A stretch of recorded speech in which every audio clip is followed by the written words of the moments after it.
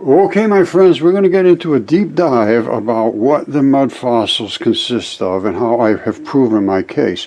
But before we do that, I want to point out the fact that my research is being literally destroyed by people like Reuters, Yale, and all the rest of them.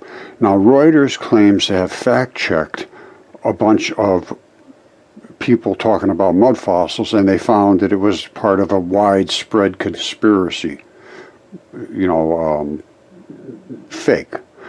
And they had looked at ones from flat earth channels and from giant tree channels and things like that. No, I discovered the mud fossils myself. I had the first DNA test done on giant human beings, and I am the one that is literally the authority on it. And if you think I'm not, come after me. But they won't address me. Reuters refuses. They say, no, the ones we checked were fake. Well, yeah, very possibly they were. There's a lot of people trying to take credit for this and throwing out insane things, absolutely crazy stuff, and from crazy channels. Yes, I agree with that. But they have to consult me. I am the first one. I set the table. I deserve a seat. Now let's get into what we're going to talk about, and it's time to put this out in the open where people can discuss this without being criticized and demeaned and destroyed. In schools, you talk about this and they say, get in the back of the class and shut your mouth. You just got an F.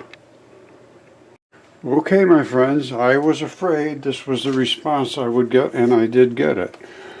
Fact-checking at Reuters. Well, what they did was they said posts in Facebook group for flat earth conspiracy theorists claim to show images of colossal human remains.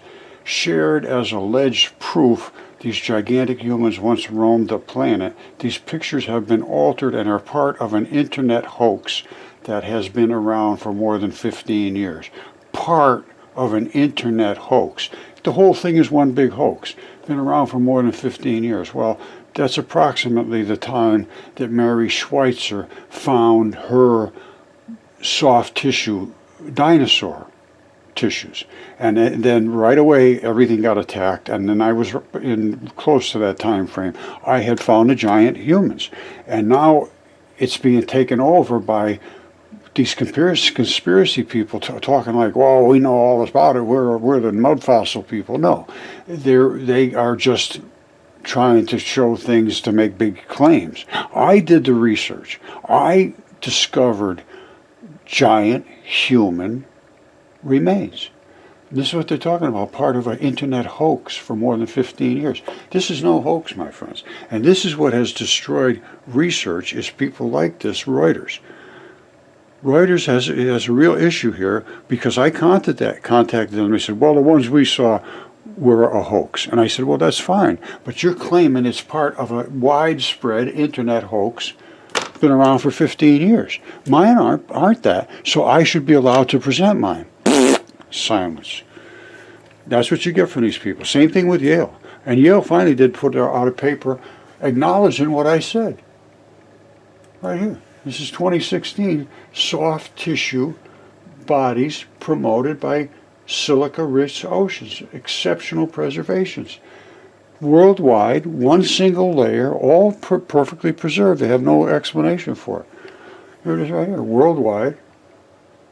How they were preserved remains controversial. I understand how they were preserved. And it was one layer, and it happened rapid precipitation, silica-rich cements in oceans. That means the whole world had to be covered. And that was after I had presented all my stuff to them. By 2015, my stuff was done. So now I have Yale pushing back against it one side, and all the academics trying to, like, this is 2016. You haven't heard about this, that there was a worldwide flood that preserved all these things. They admit it right in this paper. It's not hidden. It's just not promoted so that they can keep their same narrative that keeps them in control. That's the problem. And Reuters and places like that try to demean people like me that come up with evidence and not allow me to show my evidence. This has happened to me since at least 10 or 12 years. And I have all of this done 6, 7 years ago. All of the DNA and CAT scans and everything was done. So this is what I'm worried about, is these fringe groups presenting themselves as being mud fossil experts and have no clue what they're talking about. You know, or they might. I'm not saying they don't, but I'm saying once you lump it in with that kind of, you know, there is no space and there is no, you know, the earth is flat, and, you know, even the trees did not survive well. Only ones that did survive turned into agate. Otherwise, these salty silica floods and the hot waters destroyed them. They blew the cellulose right out. Totally different situation than cooking creatures. Some of them survived, but they were primarily in agate form, where they were invaded by a lot of transition metals. Okay, get ready. I am going to show you fingertips and toes that they're both the same. They are the terminal end of your artery and veins. The arteries come down with the red blood, and they turn around and come back with the used blood through the vein. So one side has no clamps whatsoever, is the artery side, and there's holes that blow out, one here, and one on the tip. The vein side has clamps. Veins come down this way, and then there's clamps every so often. They can't go backwards. The artery can go backwards, forwards, and they blow right out the side of the fingers and the toes. And I'm going to show you in great detail. And I'll show you the blood. We're going to go through everything. But remember this, one side will have holes in it, and the other side will be plugged up because it's the vein side. In the toe I'm going to show you has a callus on it. It's so thick that it forced the red blood to stay inside, and it blew the black blood off. Never, ever, ever happens. It's the only time I've ever seen it. Get ready. Okay, my friends, get ready. This is a giant big toe, and there's a callus on the side, which has created a situation that's very unusual. The vein blood has blown out. This is a giant fingertip.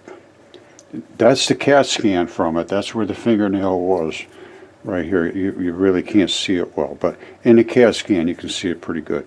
And the CAT scan shows up a lot of good, plus it's been DNA tested and so forth. And that is the pad underneath the fingertip. And that's where the apical tuft is that holds the tendons that make your fingers be able to do all those kind of things. Now, they all have one similar characteristic, and this is also a fingertip, a very tiny one. You see this? And that blood right there is from the artery side, ran out. I'm going to explain the artery and the vein very clearly because this is very unusual. The vein blew out. Almost always the artery blows out. The vein blew out because the artery was literally had a patch over it. The arteries could not blow out. The normal situation is the arteries blow out. Right here, you see artery, artery, artery. That's the artery side. That's the vein side coming in, clamps off and clamps off, and clamps off at the end. That is the normal. This was not normal because of this patch. The patch right over the artery. Okay, my friends, we're going to look at some giant toes and giant fingertips and so forth, and what the grip skin is made out of, and the chemistry and the fabrics of giants that were preserved in the Great Flood, which is not a mud flood. It was mud fossils, yes, but they were preserved in heat-related conditions. Entirely salty waters covering the entire earth. Yale just published a paper, well, not just, 6 years ago. After I presented all my evidence to them, they did publish a paper saying that there was a global, worldwide salty flood, very fast, and preserved all of these creatures I'm talking about, and they called it perfectly preserved soft-bodied biota, which just means creatures and plants. So this is CAT scan, DNA tested. I mean, there's so much stuff has been done here. And this was 6 years ago, 7 years ago, or 10 years ago. I presented it to Yale, but they finally put a paper out in 2016 agreeing to the fact. Well, hold on, let me see if I have that paper. Hold on. Here it is right here, Yale's paper in geology. Exceptional preservation of soft-bodied biota promoted by silica-rich oceans. Fast, worldwide. Here it is right here. All the complex creatures, multicellular, exquisitely preserved in a worldwide flood, basically. That's what they say right here. It says fast, rapid precipitation, silica cements, and it just happened in it's one layer worldwide. So they agree of ocean silica oceans. Now, mud floods happen all the time. We're having floods everywhere now, and they end up leaving a lot of mud, and things get preserved in the mud. Different situation. As far as I know, I would like to see the ones from the mud floods that they're promoting. But my point being is that I discovered this stuff, researched it very, very deeply. I was dismissed from every venue. I mean, literally everywhere. They don't want to see it. They don't want to hear about it. It destroys academic stories of virtually everything. There is history's wrong, archaeology's wrong, anthropology's wrong, the Big Bang is obviously wrong. All of these things that they have relied upon to support their statements is no longer supportable. So I just want to be sure that as we go forward with this, as people are starting to jump into this, and they're like making a lot of claims now, like they discovered it and they got all this figured out, and they never talked to me about it at all. I'm still way on the outside of this. I know what this stuff is. I know how it developed. I know the nucleophilic substitution. I understand the chemistry. I understand everything about it. At least I know enough about it to have meaningful discussion. Right now, I'm seeing things that, this is this, and this is this, and this happened because of that, and that happened because of this. Well, maybe, I can't say no, but I'd like to discuss it and be at least part of the discussion. Right now, the people that have a voice have taken over, and they say, well, now we know everything about mud floods and this and that, and mud fossils. Well, maybe they do, maybe they don't. Let's discuss it openly. But I have a lot of information. I mean, I have the DNA, the CAT scans, the specimens. I'm pretty deep into this. So I deserve a seat at the table. I actually set the table, so I deserve to be able to sit down and eat. Okay, my friends, you're in for the ride of your life. These are giant creatures. This is 100% certain human. The DNA's been tested. It's been CAT scanned. It came out of the same hole as this, which is a knuckle. That's a fingertip. This is from the same property and is a toe. This is from the hand. Now, this would be a very large creature. I think this might be the guy's giant toe, and it's a left big toe, and that's the callus. I'm not kidding you, that's the callus. Where do you see this? This is the blood supply, and they have what they call tunica, which is a coating. That's the toenail, and this side here is where the vein blood blew out. Totally different than the rest of the body. Veins almost never ever blow out. The only reason it blew out was it couldn't blow out from this side, which is the red side. Normally that pours right out of there. Now, I just want to show you this real quickly to bolster the fact that the giants were very, very large. That is a hair follicle, not from this particular creature. This one was obviously much, much, much bigger. And there's where the hair comes out, and there's the sebaceous gland right there. And here it is. Down here is the vein and artery. It's been transitioned, just like all of this stuff, according to the way it died and what the chemistry is in the area and how long it was submerged, the heat, all that stuff.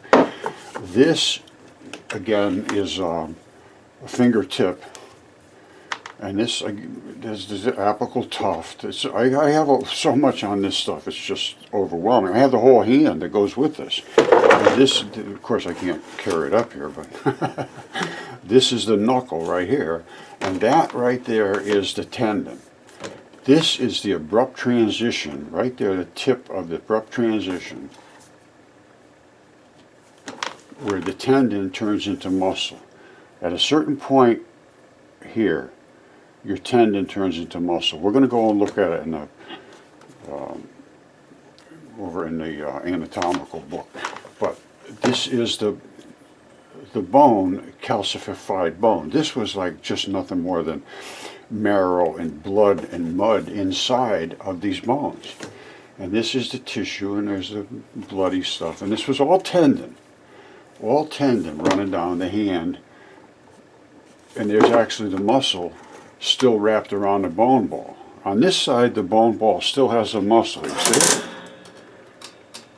And of course, this is the abrupt transition. And on the other side, it's all stripped away. We're all the way down to the bone. See it? This one has the muscle. This just has a bone. Can you see that? I think you can. And then, of course, this was the tendon that came wrapping over that bone. It's all snapped off. So this side is like an autopsy, all the way down to the muscle fibers and the tendon fibers. And this has the muscles and the tendons right below it. And that, again, is that abrupt transition. Now, we'll take a look at it in the anatomical book. But this right here is the guy's callus. Can you imagine that?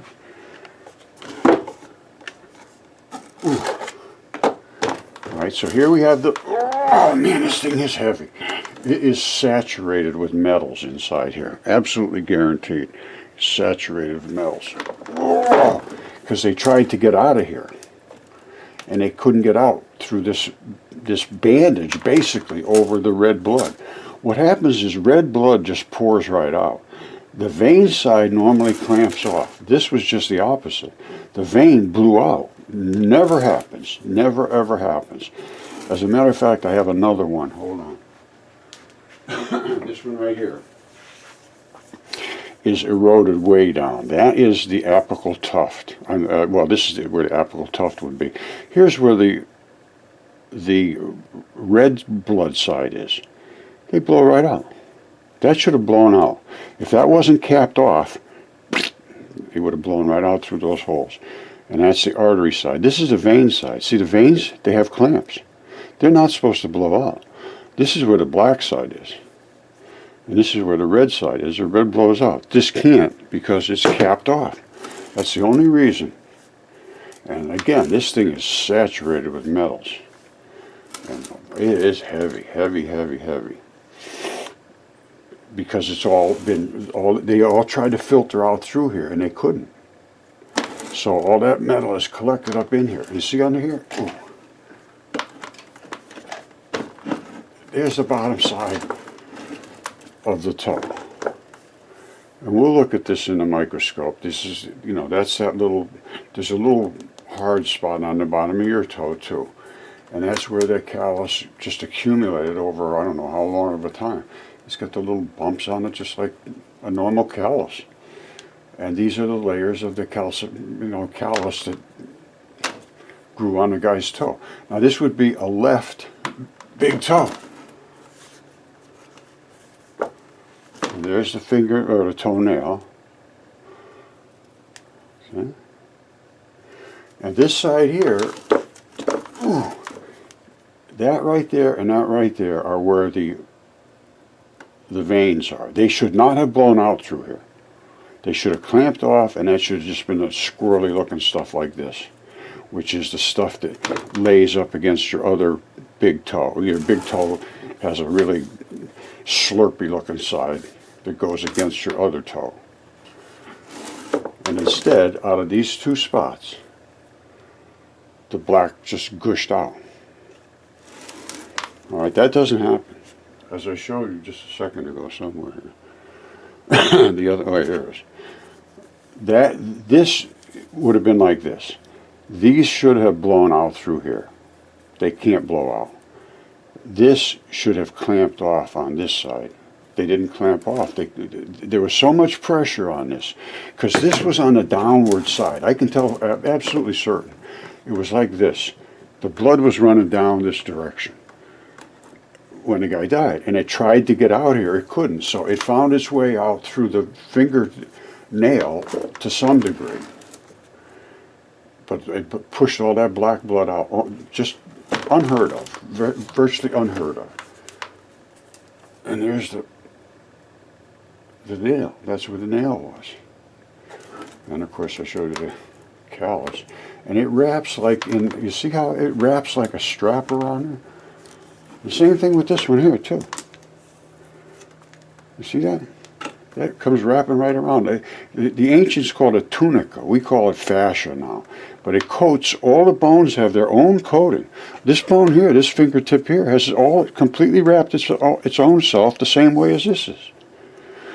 They're encapsulated in a little rubber bag. They call it fascia. So let's take a look at some other stuff and see if we can make any determinations. I don't know if you can see this or not, but this is the one here that I just showed you, which was also wrapped up in this fascia. It's a fingertip, but it's wrapped up in its own fascia, just the way this one is. You see it? They all have the same thing. All the bones do, even the lower bones. They all have a membrane surrounding them. That's what protects the contents of that entire separate body part. And this is a separate body part. This is a bone. This whole bone is one big separate body part. They have to be separated from the rest of your body, and it works within its own chemistry, its own environment. And that's what a membrane does. It surrounds it and shields it from the rest of the world. Okay, my friends, really going to have a good time today. I realized after I did the video, I made a mistake. I showed this particular piece right here, which is this. And it has blown out things on the side, which are where the artery comes down. Arteries blow out. See the artery and the vein? Arteries blow right out because there's no restriction to them. Arteries, the veins have clamps. This was what I was trying to point out. So at one point I'm too focused in and you can't see what I'm pointing at, but this is what I will be pointing at. It only goes for about 30 seconds. This is the black, bone black. You see how it's leaked right through the tissue? That's the same as what you have here, as iron leaks its blackness out, and iron is in the blood, and hematite iron is the black blood.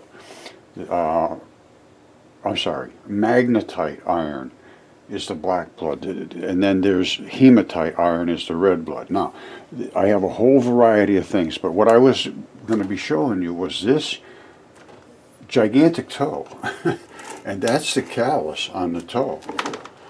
And that's where the vein blood came in. Vein blood never blows out. But you see how it blew out here and it blew out here? It never would do that. On here, it would be clamped off just like these clamps right here. That clamp and that clamp. And the other side would have blown the blood out. However, because this toe has this gigantic callus right there, covering the artery side, it couldn't blow out. That is a monster callus. Now we're going to look at this, the grip skin and all this stuff. I have huge details on all of this. And I'm going to show you how the blood does blow out. And here's where it does blow out. It blows right out of the sides and the tip, just like exactly what I showed you from this one here. They blew out the artery sides, blip, blip, and the tip. You see it? The vein side, nothing, nothing, and nothing. It should have blown out there too. That one's clamped off, that one's clamped off. These blew right out. And that's where the vein is side, and that's the artery side coming in. Now we're going to get deep into this video, and we're going to see this callus. And then, of course, we're going to do a little on the microscope, I think, if we have time. So let's get started. I just wanted to show you that that's what I didn't show you before, was that one spot here. The holes. And I had, you couldn't even see it. That's the apical tuft. Those are on the tips of the fingers. I have some pretty good information about this. That's what the apical tuft is right there. That little piece right there, and I have one around here somewhere. Oops. Well, I show it some, oh, here it is right here. That's it right there. There's still one ball in the end. Those balls anchor into the little tendons. And they come down here, and that's the fingertip. And so that's a little bit of the anatomical. And here's a little more.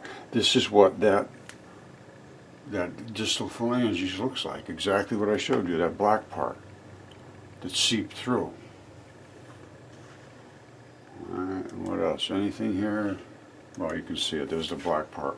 That's the what they call a distal, the furthest out part of your fingertip, distal phalanges fingertip.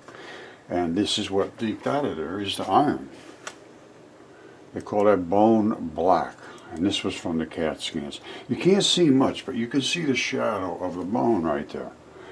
This is all extremely transitioned into new material. It's just nothing like what it was in the beginning. You know, well, it's anatomically exactly the same. However, the molecules inside will change depending upon what kind of chemistry it was in. Acids, salts, hot waters, clean waters, long duration, short duration, pH, all that stuff. This is a giant fingertip. I mean giant, 3 feet long. DNA tested. Where am I? And here's the grip skin from it. Shown this a million times, no interest. Now, I'm the one that discovered mud fossils, basically, or at least brought them to the forefront. I pushed this, and I had all my DNA tests done, CAT scans of stuff I showed you in 2015. And in 2016, Yale agreed, yes, this is all from the flood. There's perfectly preserved parts.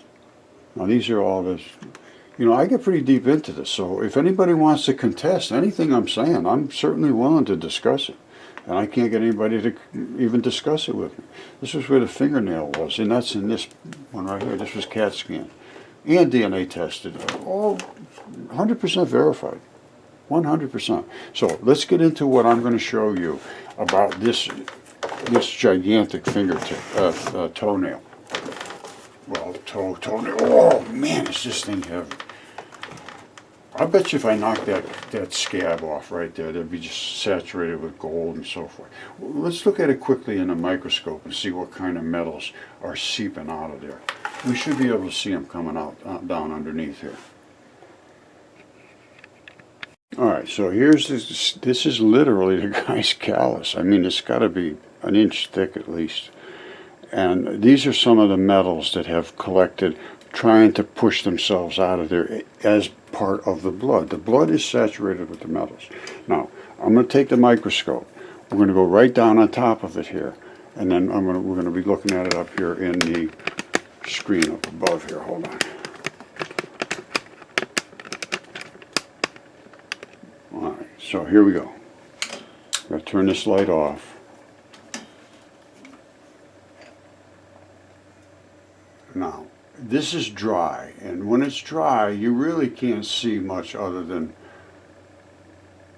well, see, this is, I'm pretty sure that's going to be gold, or, but I'm going to put a little bit of a taste of water on here. But this is all coming out through that scab.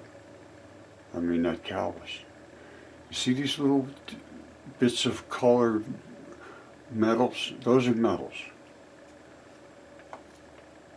I'm going to put some water on here. We'll take a look at it. Hold on. Okay, here we go. This is with a little bit of moisture on here. Now, it's going to be, they're going to be a little shiny, but you can see I believe there could be copper and gold and silver. All of those are trying to leak out through this tissue, and it can't get through. Now, down here, let's go a little lower. You see the blood all over here?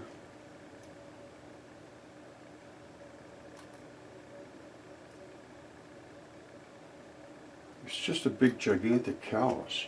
And now here, down here, there's some collections of metals and so forth. I can see pretty well right here.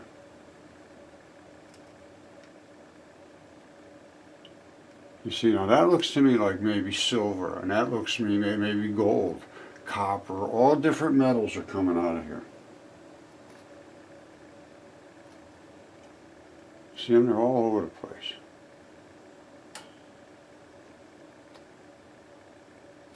This is all biology. And the metals are part of the biological blood. You see? All right, now get ready. We're going to be looking at this one in the microscope, and we're going to be looking at all kinds of microscopic shots from all of these different areas where the blood and the metals and the grip skin and all that stuff is. So we're going to be looking at it up in the microscope. I got to turn the lights off. And up in there we will be seeing what's going on. Okay, my outstanding friends, this is that fingertip. Very small, about the same size as ours. This is what the grip skin consists of, is these fibrous stuff. You see over here? This is from the giant one. This is the same stuff. This is where all that black vein blood ends up showing this. Now, these are, all of these different metals and minerals and so forth are in, you know, there's gold and all kinds of different blood and all that is inside these mud fossils. They all have the same stuff as, you know, this is a whole batch of different ones. There's gold inside them, you see that?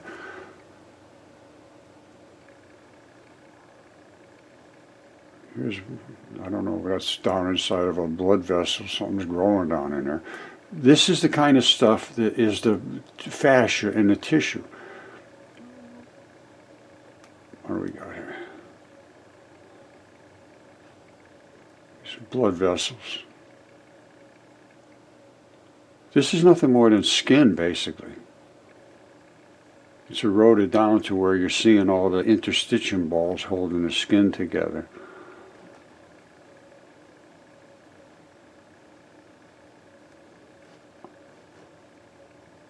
This is the kind of patching you see in interstitium. And that's fascia and so forth.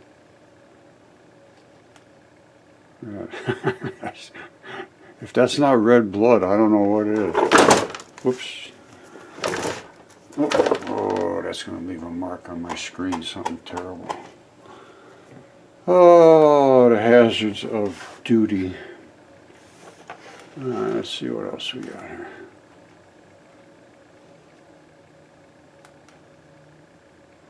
Oh, that one there, this was pretty cool. That was, where'd it go? It was a real close-up shot. Here, this is one of the tendon anchors that comes down straps. There's a closer one somewhere that shows there's a little red blood coming out of one of them. This is all biology. See, that's all biology. It's just dried up. The water that carried all this stuff around is just dried up.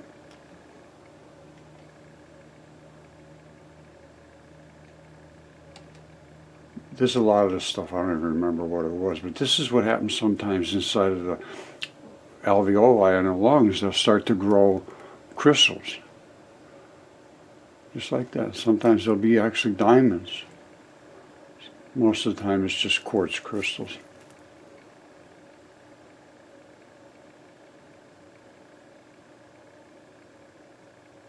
All biology, my friends. That's the fascia. That's the coating, and then you get into the meat of the matter.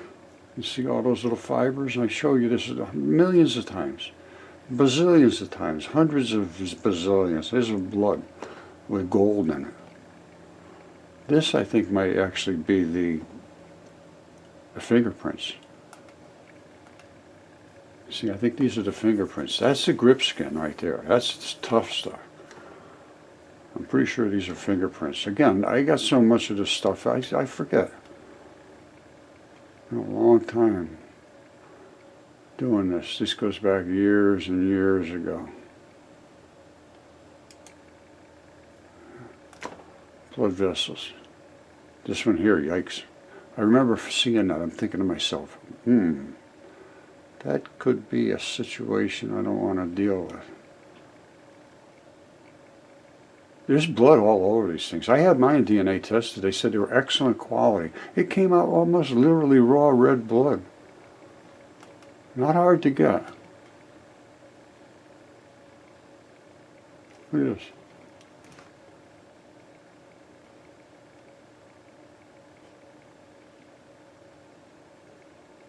These are where the gold and stuff comes out of the little arteries and the little blood vessels. They try to get out and then they collect. Now that's, I think that was from some tests I was doing with copper. But this is the interstitium. That's the structure of life right there. That's what holds everything together.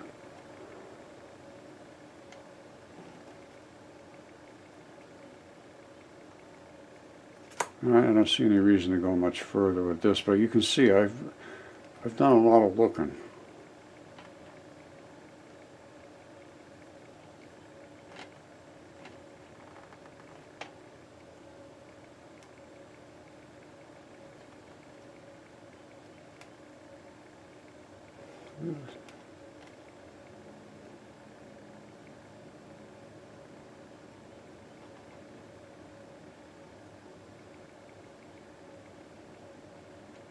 Well, it's my belt.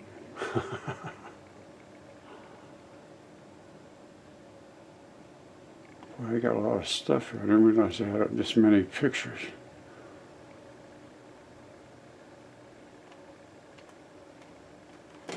Anyway, it's amazing. Okay, my friends, this is a stunner. This is the Apollodorus Library. I've been talking about this for quite some time. Now, this starts right from the sky ruled over the whole earth, the birth of Zeus, who was the god of gods, apparently, war of the Titans, Olympian gods. Let's jump right down to giants and Typhon, because I can show you Typhon. And then let's talk about Prometheus, Deucalion daughters, and Aeolus. Deucalion was Noah. That's number 7. Let's look what it has to say here about number 7.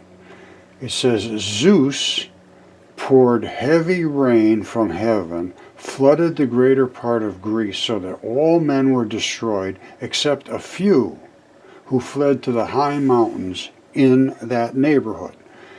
It was then that the mountains in Thessalia parted and the whole world outside Isthmus and Peloponnese was overwhelmed. But Deucalion, who is Noah, floating in the chest over the sea for 9 days and as many nights, was saved.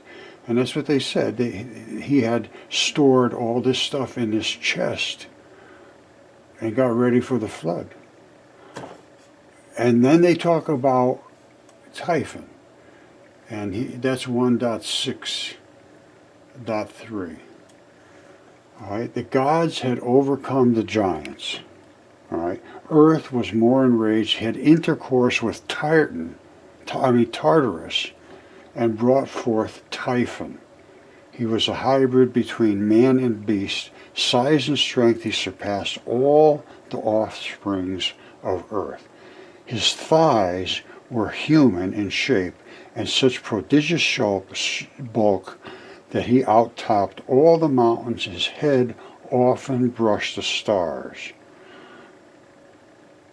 Then it goes down to, From his thighs downward, he had huge coils of vipers. His body was all winged, unkempt hair streamed on the wind from his head and cheeks. Fire flashed from his eyes, spouting a great jet of fire from his mouth. All right. If you want to come up and read about it, it's Apollodorus. It's fascinating. I mean, this is the whole story. The birth of Zeus, the war of the Titans, Olympian gods, Apollo, Artemis.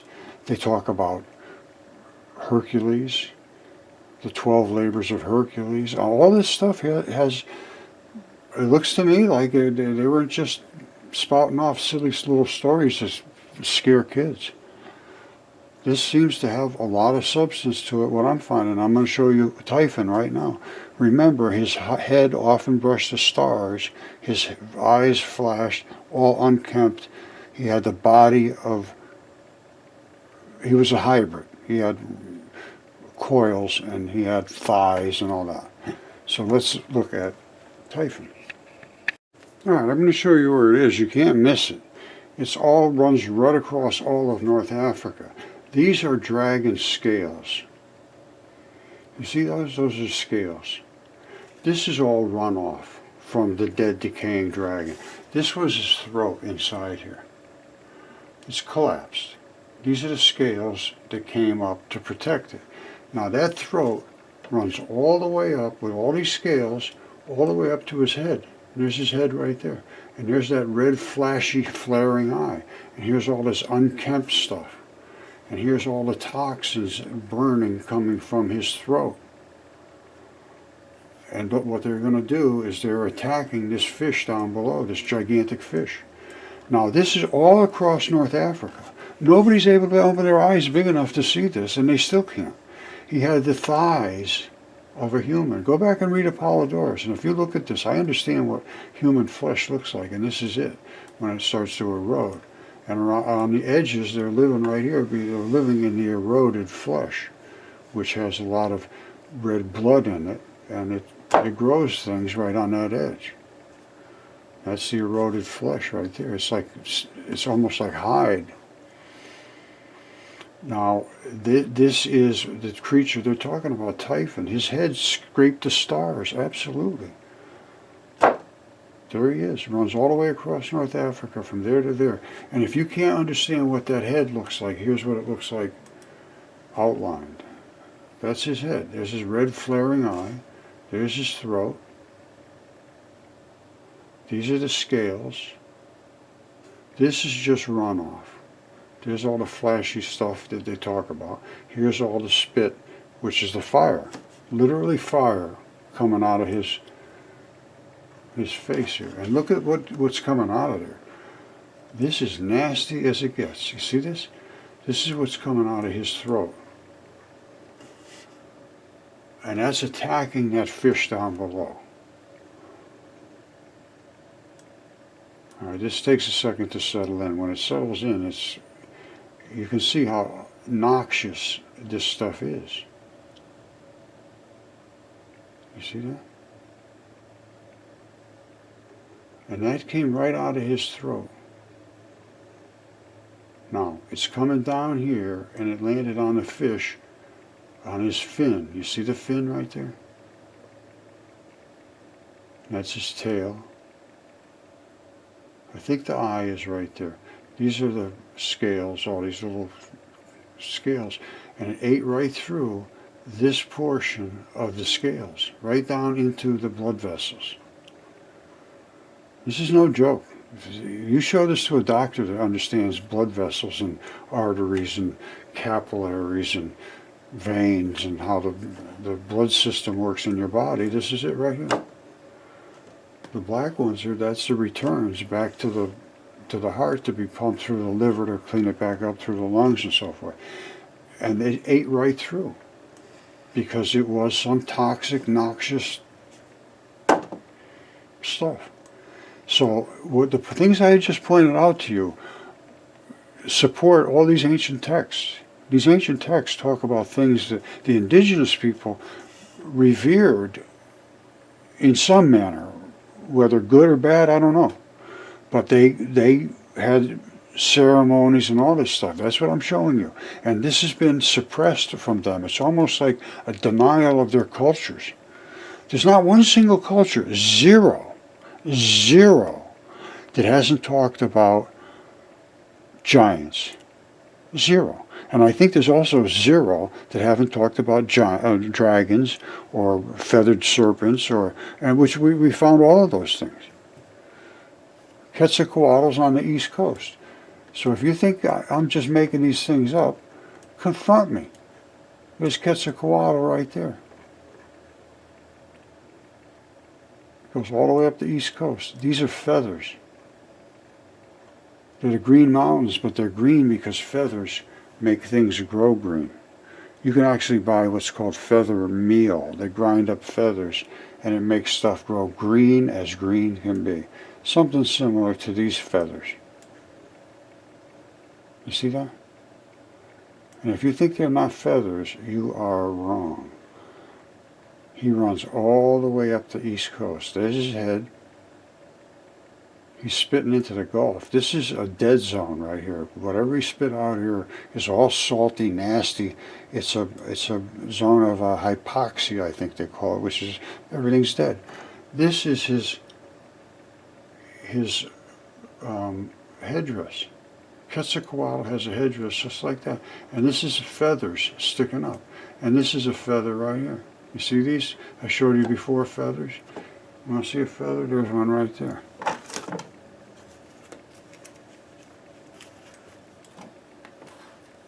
That's what a feather looks like. That's it right there, my friends. There's another one over here.